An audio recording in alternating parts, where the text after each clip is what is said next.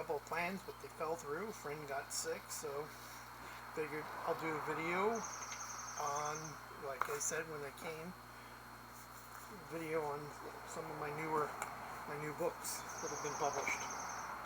And instead of like doing one video for each book, I'm just going to do all 4 books. All 4 books in one video. I'll just talk about each one. So this may be a little longer video. I can't even talk. I apologize for that. But let's get on with the formalities section. Welcome. This is an episode of The Dragon's Lair. If you're new here, welcome, and thank you for clicking on the video and watching it. Please hit the subscribe button, hit the bell icon, hit the thumbs up, because they all help the channel grow, and I want to do other things besides unboxings. I want to do a review or a walkthrough tour of my living room and show you some of my geeky stuff that's not in the Dragon's Lair room anymore, because that room is more of a storage area now. And if you're new here, or if you're returning, welcome back, and thank you for watching. Please tell your friends, and if you haven't watched some of my previous videos, especially the last one, the one that was on the dungeon in the box, because there is actually a link to an important newspaper article the Pacific Northwest area of Washington that talks about our Renaissance Fair and the company that runs it, that is behind it, that runs it. So it's an important article, and I do plan on doing a video of that probably within the next couple of days. I just need to actually reread the whole article. Since I do work and volunteer, I do a little bit of both at the fair. So a lot of the article is the truth that I've seen firsthand and have witnessed myself. So I mean, it's just not a rant by somebody that's not there anymore. So I mean, it's actually a really good article. So I suggest that you guys go and read it. I have a link for it on my last video. But when I do the whole video on the article, I will post the link to that too. But for now, let's move on. I've been a writer. I've been a published author probably for about 29 years, almost 30. But I've been writing since I was 8 and 9. Some of my first short stories were cartoon, like original fan fiction. I wrote stories dealing with cartoon characters. And then around 82 and 83, I started writing short stories dealing with G.I. Joe characters. And then after that, I did stories dealing with the Garbage Pail Kids, because those were a big hit in the 80s. And they're still ongoing, even though I haven't bought a pack of Garbage Pail Kids in almost 10 years now. Last time I saw them at Fred Meyer's, I bought a pack. And they really haven't changed. In 40 years, they have not changed, really, which is cool. I've written TV scripts. I've written a couple of stage plays. One that has been published, which is one of the videos of the previous set. I've written stage plays. I've written manuscripts for TV shows, movies. And one day I'd like to get them sold, but other than that, I've written newspaper articles. I was a journalist for 5 years. Um, so I've written tons and tons of articles. Um, I have a master's in creative and professional writing. It's one of my many degrees. Um, my first book is actually being redone now. I'm redoing it now because it's been out of print for many years, but it was a book on knights. Knighthood.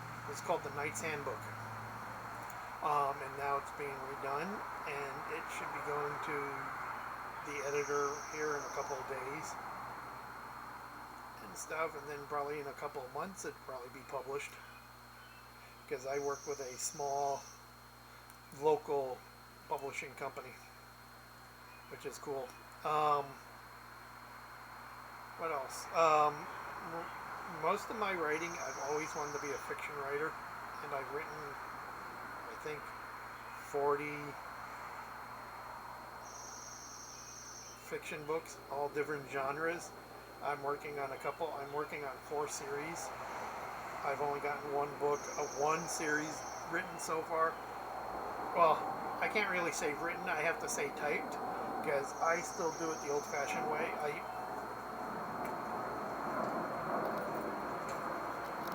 I use... Sorry about that. I dropped it.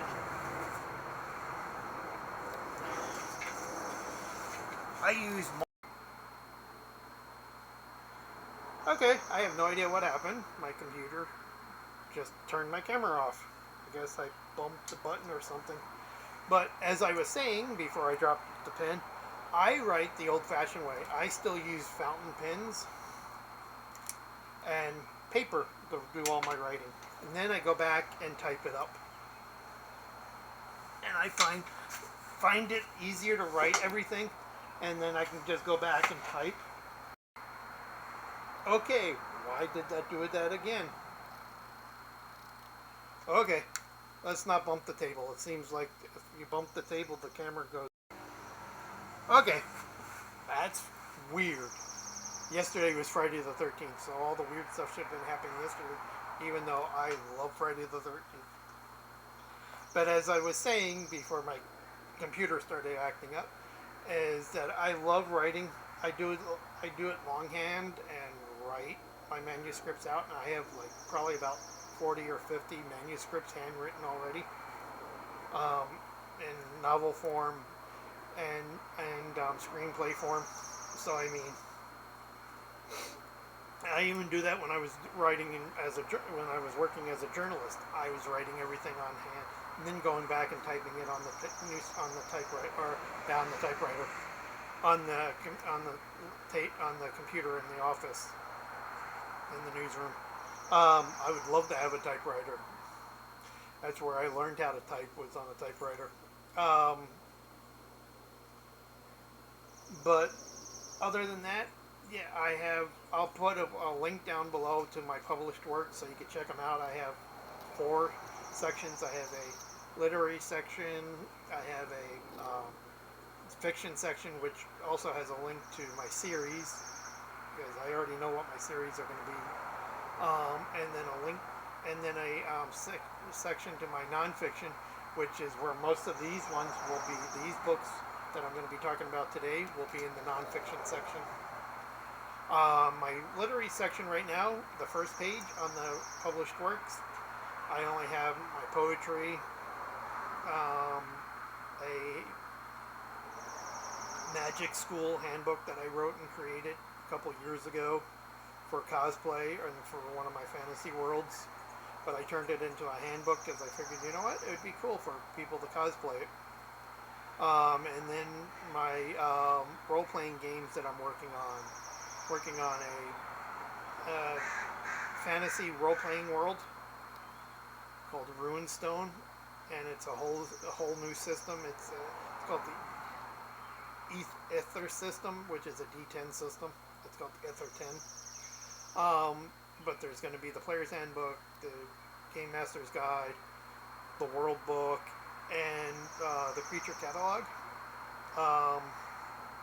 And then I'm also working on a book for rules for tabletop miniature battles, like a small competitor for Warhammer Fantasy, um, which will also, the book will also include rules for historical battles as well. So if you want to play historical battles, um, and I think that's it for that section. And then my fiction section has all my novels, all my different genre novels that I've written. And then my nonfiction section is all my handbooks and my source books and my political books, my Chivalry Party Manifesto, my Letters to the World 1 through 4, which 4 is written but not typed. My the Sacred Order, the Druid Order of the Sacred Grove Handbook, Book of Shadows, the G.I. Joe handbooks that I'm reworking, and I'm doing the link to the Knight's Handbook, which should be done soon, and then all my other handbooks. So, as I said, I'll put a link down below to my published works so you can check them out. And if you want, please buy one or many. That would help me out a lot. Because the economy right now sucks, I know that, so I understand if you can't buy any. But I have tried to keep the prices down low. I talked with the Airship Publishing, and I tried to keep the prices down low. So, a couple of them are high because they are hardback books, but most of mine are paperback books. I think I have like 3 hardback books, 4 maybe, because there's a couple that I'm working on right now besides the Knight's Handbook. I'm working on a travel guide for my Celtic Traveler website.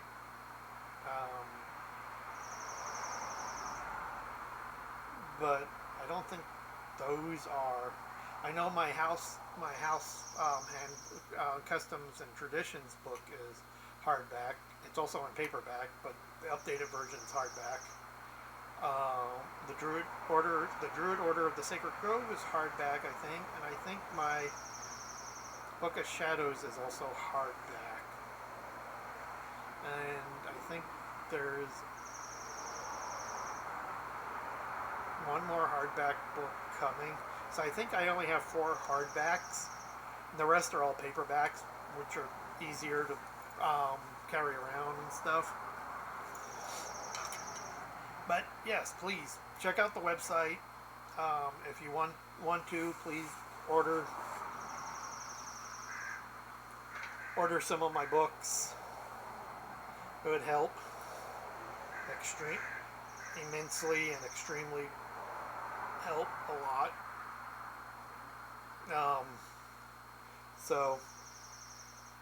But other than that, let's get on to talking about the books. Oh, hold on. Text message.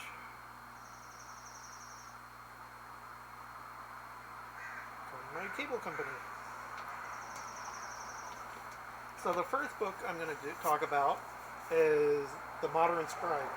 It's my handbook, a handbook for every type of writing. As I have written many different types of forms. I wrote a handbook from all my notes and stuff from all my classes and lectures and panels that I've attended to writing conventions, and all my knowledge that I've learned. So it's the Modern Scribe, a handbook for every type of writer, a tactical guide to novels, journalism, scripts, podcasts, blogs, research papers. There we go. Okay, it did it again. I don't understand why. I think it might just be because I need a new camera for doing this stuff. But as I was saying, the Modern... Okay, let's try this again before it goes off again. But as I was saying, the Modern Scribe is my writer's handbook. It's perfect. And I'm hoping to talk with junior college here to see if they'll talk to a couple of the teachers to see if they'll use it, because it is informative. There's section 4, screenwriting for film and TV, magazines and underground media. I do have a section on journalism, but it's a book that's been coming for many years. There's blogging and digital essays, because I also do a weekly blog, and 2 weekly blogs and a monthly blog. So I mean, so this was a book that I wanted to do for a long time, and there's actually a second book that I have notes for and want to write that breaks down how to do characters and plots and subplots and stuff. So it's more of a detailed one for people that want to write novels. So that one I'm going to try to work on some point and get that done. Because usually if I can concentrate and just work for maybe 8 to 10 hours a day, I can take everything I've typed and get it on there and make it look nice and format and correct all my spelling errors or problems, and then send it to the editor and they'll correct the rest, and then we'll talk about covers and price and layout. So I mean, there's even a picture of me on the back, and talks about a little bio blurb, which I don't put a lot of my books. I don't remember. I should remember the prices to these books. Well, if you click the button that's on my web and on the website underneath or next to it or underneath each of the books, it'll show you the price. I don't remember the prices, because if I want extra copies, I just pay printing price, which is usually between $3 to $8. Except for the hardback books, they're usually about 20 for reprinting costs for just me to get extra copies. Because since it is a small independent publishing company, they'll send you your first book. They'll send you the first copy of the books free, but then you have to pay for extra copies if you want them, which is fine. I never had a problem with that, as I've been with them since the beginning, since they first started,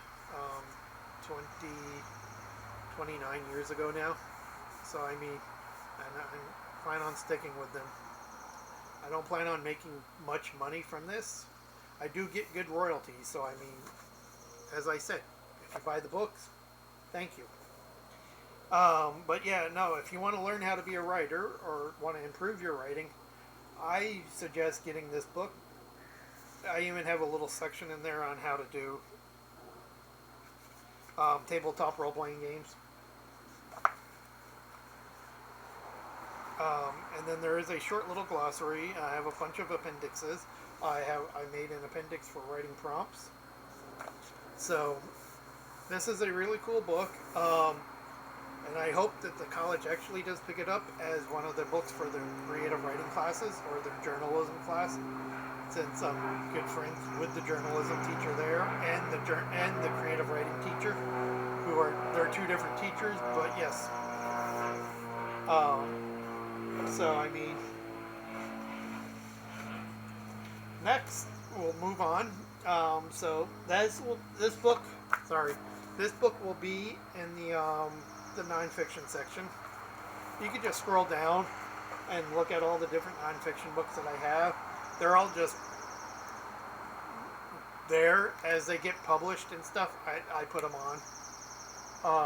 But unless they're in like a certain series, then they're stuck together.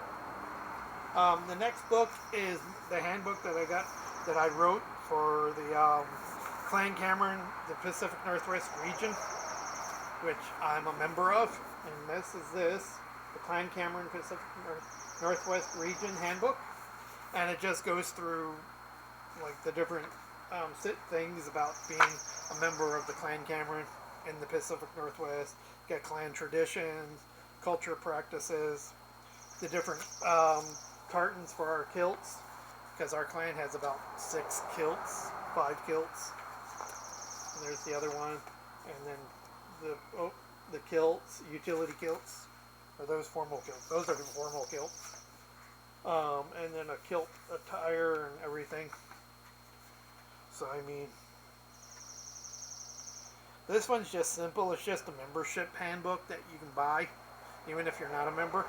And if you're thinking of wanting to go to a Highland Games or something, buy the book, and then check out the Clan Cameron tent, table, and stuff, and talk to them. Because even if your last name's not Cameron, which mine isn't, mine wasn't, I'm actually a member through a sept of the Chambers, because my great-grandmother was Viola Chambers. So that's how I'm connected to the Camerons. And I've been acting chief of the Pacific Northwest a couple of times. So I mean, I enjoy it. I haven't been to a Highland Games in a couple of years because they aren't close to me, and I've been working on trying to get one started. I need to talk to the Edmonds Chamber of Commerce, and we need to get a Highland Games here in Edmonds, since there is a lot of Irish and Scottish people in Edmonds. So that's the second book, the Clan Cameron Handbook. Next is the Dragon Tea Society. I keep trying to say the Tea Dragon, but the Tea Dragon is the collection of like kids books and card games and stuffed animals, which is what inspired me to open up and start a tea society, which has got about 10 members right now. And at some point, one of them is actually looking to open up a tea shop. So that's the reason I talked to them about this tea shop in Edmonds, just to sit and it'd be like a social gathering club. But there is a good one in Seattle called Friday's Teas. So if you want to check them out, I'll put a link down below to them too.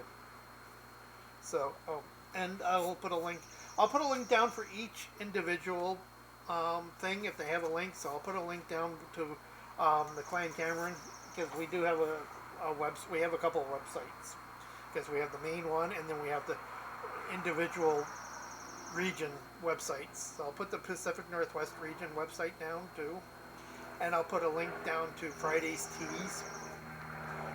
But this is just a little handbook on how to start your own tea society if you wanted to.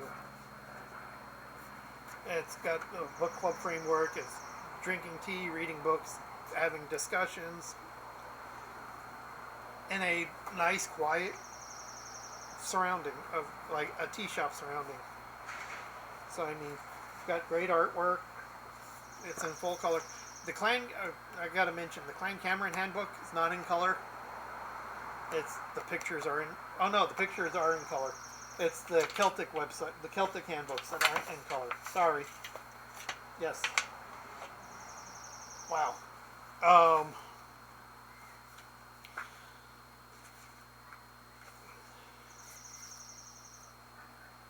Got tea ceremonies. There's a Celtic tea ceremony which I've taken from our Druid handbook and from other Druid societies. And the companion tea ceremony, the seasonal circle ceremony, memory leaf ceremony. So there are multiple tea ceremonies that you can do. Reading and reflection, it talks about the little the reading and discussion area. And then you got appendixes, which give you monthly itinerary template, Tea Dragon companion pages, tea tasting journal, and stuff like that. And we do want to start a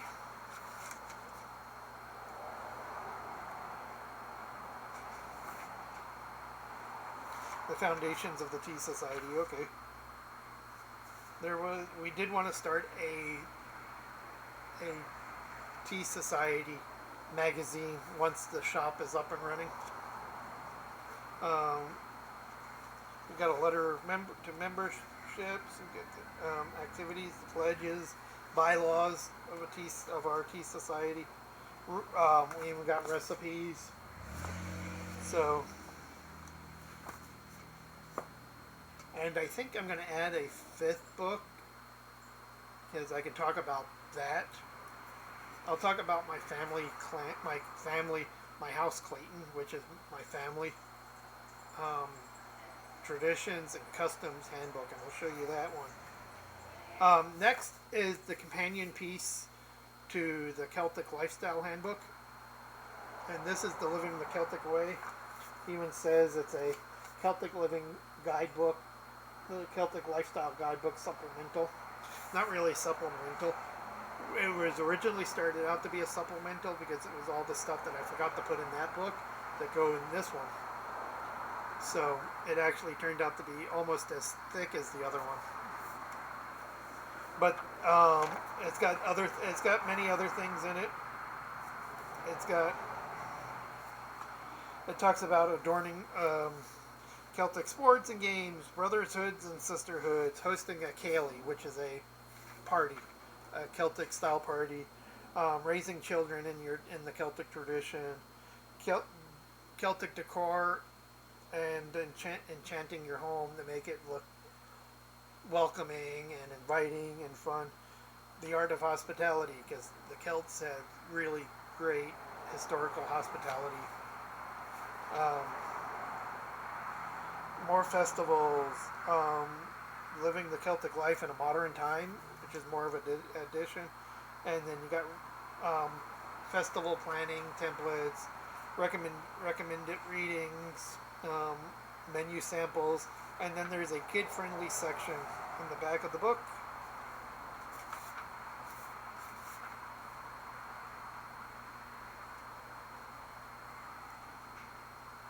Kid-friendly section, which is only 1 page, but it gives you ideas on what to do. So you got like storybooks, activities, and then after that you got Celtic music and dance starter kit, which is a bonus guide. And then back pages, I thought this was cool, and this was a suggestion by a friend. There is Celtic coloring pages, and yes, there is a design your own clan crest and motto. So you can design your own crest. So that's the 4 books, the 4 new books that have been published. If you give me a second, I'll run in and grab my copy of my handbook. Okay, so I'm back. I like the cover. I like the cover of the paperback. It's basically the Clan Cameron plaid. It's more of the kilt top where you got the sporran and everything. But when we decided to make it hardback, we just went for a old rustic looking cover, and I may change the font. I don't like the basic font of it, but I might change it. Might go back and have them change it to a more cursive style font to make it look older, and then shrink these fonts down smaller. But there's that, the Clayton Family Handbook, and it's just a combination of the customs. And this was done back in '93. It was written, it was started, I was collecting it and writing it and getting it all done in '93, and I think we published it we got it all set, and it came out in 2018. The hardback book came out in 2018, but I think the first publishing was like 96, 97. So, I mean, but yeah, no, it's the House Clayton, new and old traditions of the rights and customs of the Clayton family. and it even says it was prepared by me. So I mean, and this is it's gone through many editions. This is the hardback is the fourth edition because it's been updated, and I don't plan on making any other editions. I plan on making like a supplemental book now because there's more that I've gathered from other family members and others that I've liked that I saw. And it's in color, except for a couple of pictures. But there's the family crest, the house goddess, because we have a house goddess. The contents, our articles, house charter, general information. See, steps in life for a house member, for a Clayton member. We have a section on just fencing, oaths and obligations. Some of the stuff can be considered outdated, but being a historian as myself, I like it. I don't think any of it's outdated to myself.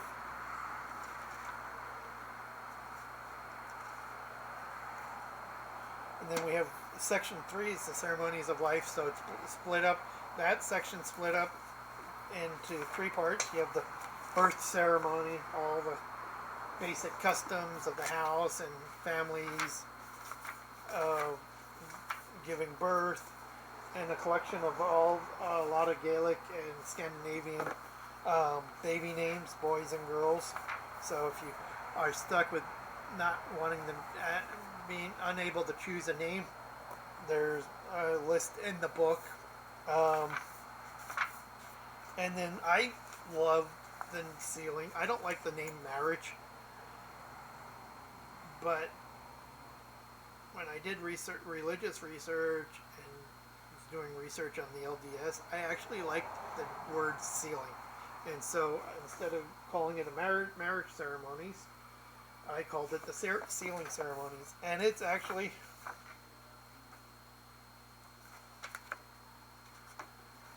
34 pages long, plus about 4 more from the new supplemental that I'm working on.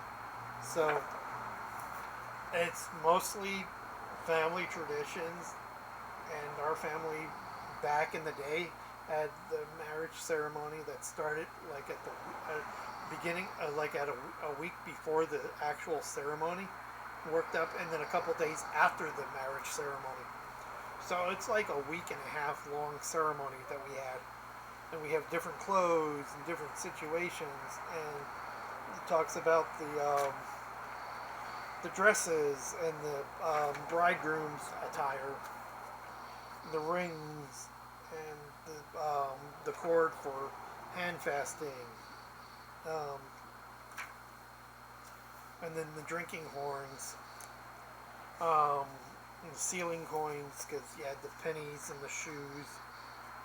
A lot of Celtic and a lot of traditional Irish and Scottish and English and Saxon customs. They're all blended together because of my family heritage. They are all blended together. So I mean, and then we have the mourning ceremony, which is the ceremony for death, when somebody dies.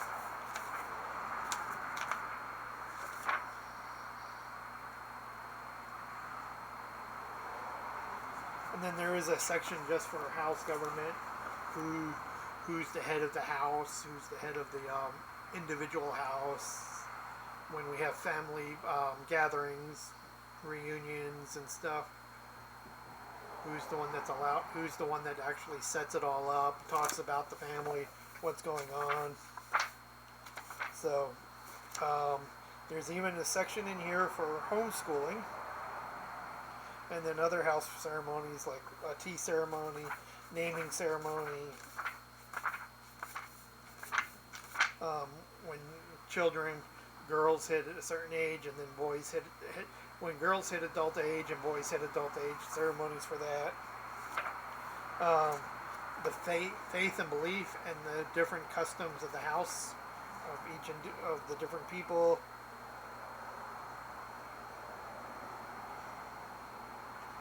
There are even awards, medals, and stuff that were given out in the past when the house was actually a big noble house in the 1600s, but lost a lot of that. But I mean,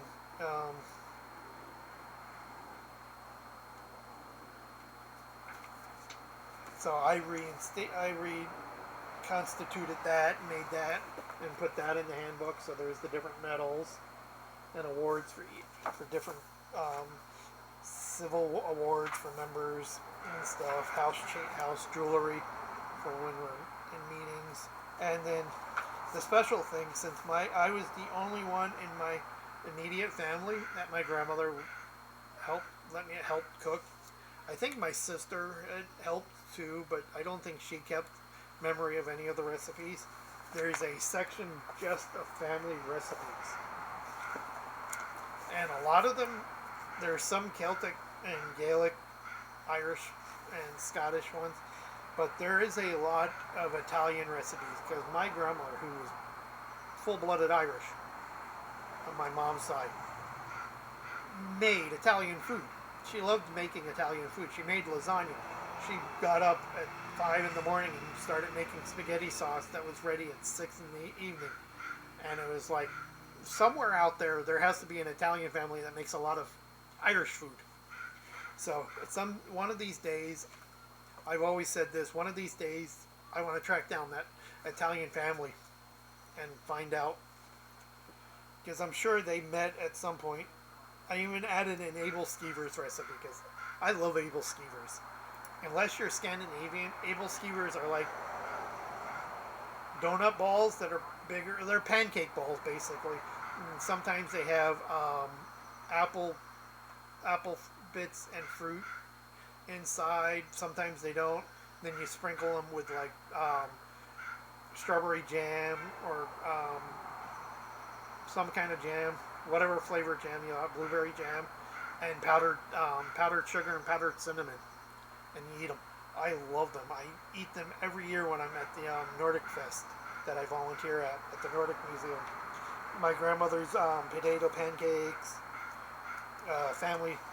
our family traditional haggis recipe.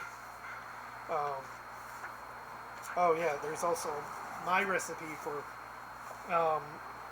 crumb cakes, which are the Norwegian version of the flat iron cookies. Best baked chicken and rice casserole, which was one of my mom's favorite meals to make. My family's bread pudding recipe, chicken noodle soup, stuffed peppers, corned beef and cabbage. We even have our own mead recipe. Breadcrumb baked chicken. And an apple pie drink, which I added because I was a member of the SCA, and at one time that was the only way you were able to get apple pie. Alcoholic drink was from the SCA. Even my mom's chocolate chip cookie recipe. And then a dictionary, house lexicon dictionary of all the words that I've used, because I went back and used a lot of the old medieval or Middle English, Old English, and Latin words for things. And then there's a section of family photos, memory photos. So you got me, my pop-up, my niece when she was a baby, my parents with our niece, my niece, which would be their grandchild, their first grandchild. My grandmother, my Irish grandmother, with me and my sister back in the mid '80s. My sister and her ex-husband. So just family memories. Photo of me being knighted when I was a member of the Knights of Columbus. My Masonic travel apron. Photo of me standing with the Clan Cameron thing at the Highland Games. Photos of me in my Masonic garb and stuff. So, and then blank pages to add more photos if you want to add photos. and then a section to add if you want to add future traditions. If a family member, like if my niece got married, and wanted to add traditions to the book, she could. And then epilogue for just random notes, like I put the Code of Chivalry in there, modern rules for courtly love, just random stuff. I even put the Bushido Code in there because I've always had a fascination with samurais. So, and their moral code was great. A layout of what I would think the house, Clayton Manor would look like if I ever got to build it. So, and then just fun other few things and a few projects, like talked about my encampment for the Highland Games, how I would want it once it's done. A little section on the fraternity that I helped start back in the 90s that I actually wrote a handbook for, and it's actually on the website, so if you want to check that out.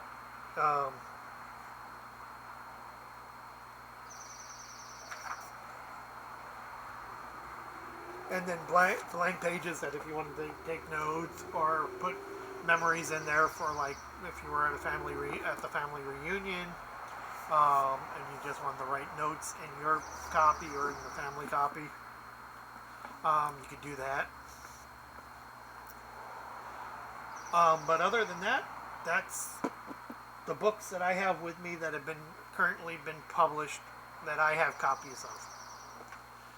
I've actually gotten a copy of each of my books, but I've given them out to people that wanted to read them, to close friends and family that wanted to read them. So, I mean, other than that, yeah, and this is the hardback one, so yes, this one's going to be a little bit more expensive. I think this is like $89 if you wanted to check this out. I think the paperback is $49, but that's missing a lot of the stuff because when I updated it and I was asked if I wanted to turn it into a hardback, I said yes because I could update it and put more stuff in it. But we kept the paperback one alive. So please check them out. I'll put a link down below, and I'm gonna figure out how to fix all this mess from my camera stopping and everything. I'm glad it didn't stop this time. So I hope you enjoy your weekend, and talk to you next time I come up with an idea for a video. So the next one I have to figure out how to use my phone, because I am not a